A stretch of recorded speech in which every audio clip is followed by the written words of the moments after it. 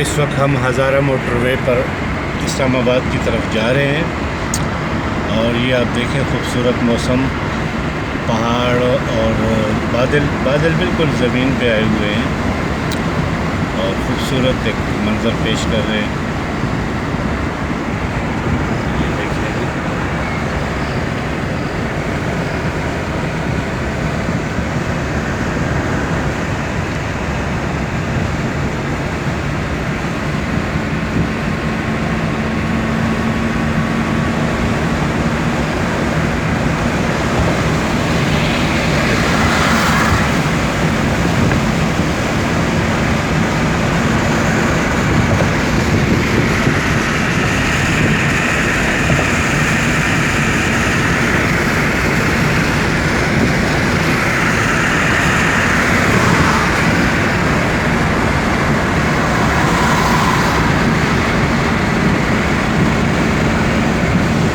हल्की हल्की बारिश भी साथ हो रही है। वाह,